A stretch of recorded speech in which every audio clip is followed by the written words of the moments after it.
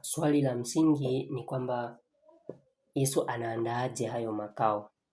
Unaona kwenye hicho kitabu cha Yohana 14 mstari wa kwanza tunaona kwamba Yesu anasema ninaenda kuwaandalia mahali. Unaona? Kwa maana kwa Baba yake kuna makao mengi. Sasa anaenda kutuandalia mahali. Kwa hiyo mahali hapo anapoenda kuandaa, anaenda kuandaa namna gani? Ndio swali. Sasa ili tuweze kuona ni kwa namna gani anaandaa, ni lazima tuone kwamba aliendaje au alienda kufanya nini.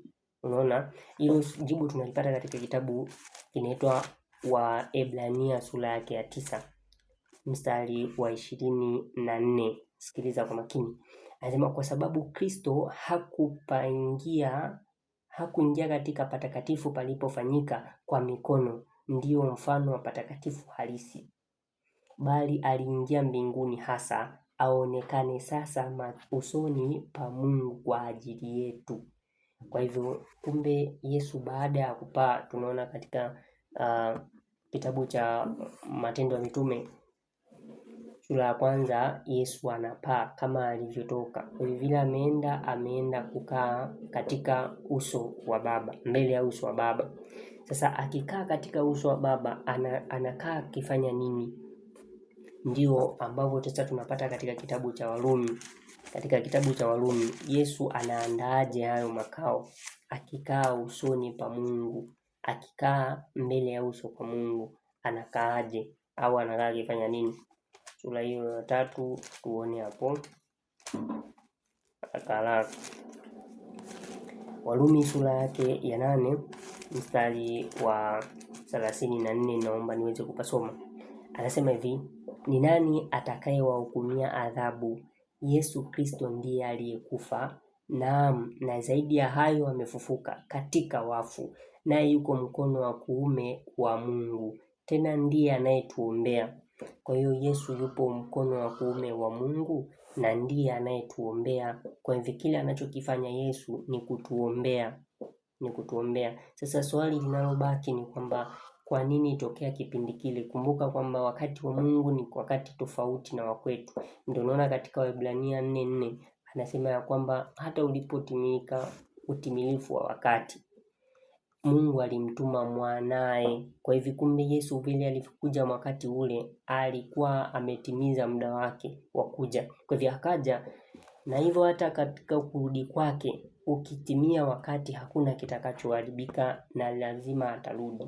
Lakini mpaka sasa katika kitabu cha Petro ndipo jibu tunalipata hapo.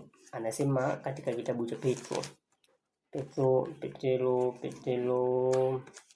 wa pili sura yake ya 3 mstari wa 9 anasema Bwana hakawii kuitimiza ahadi yake kama wengine wanavyodhani kukawia, bali huvumilia kwenu, maana hapendi mtu yote apotee, bali wote wafikirie toba. Kwa hiyo wote wanatakiwa waweze kufikiria toba. Ndio hata anaendelea kuwaombea kwamba inawezekana baadaye akatubu, Ndio maana katika Matendo ya Mitume pia anatueleza kisa kile kile. Akituambia mfano katika Matendo ya Mitume. Katika Matendo ya Mitume 3:19 anasema hivi, tubuni basi mrejee ili dhambi zenu zifutwe, zipate kuja nyakati za kuburudishwa kwa kuanguka kwake Bwana. Kwa hivyo kumbe hizo nyakati za kuweza kuburudishwa kwa kwake Bwana kutakuja ikiwa watu watatubu. Sasa Yesu yupo akiandaa mahali ili hawa ambao anaombea wasikose nafasi ya kuwepo kwenye hawa ambao watakuwa wameandikiwa katika kitabu cha Ufunuo sura ya 7. Pia anasema kwamba akaona kundi kubwa. Sasa lile kundi ni watu walioombewa, japokuwa wenyewe si kwamba hawakuwa na dhambi, lakini wameombewa na huyo mpatanishi aliyetajwa katika kitabu cha Yohana wa kwanza sura ya 2 kuanzia mstari wa kwanza. Anasema watoto wangu wadogo na waandikie kwamba msitende dhambi, lakini ikiwa mtu akitenda dhambi tunaye mwombezi kwa Baba, Yesu Kristo mwenye haki. Kwa hivyo Yesu Kristo mwenye haki ndiye mwombezi wetu. Anaandaa hivyo makao, si mabenchi huko mbinguni wala viti wala masofa.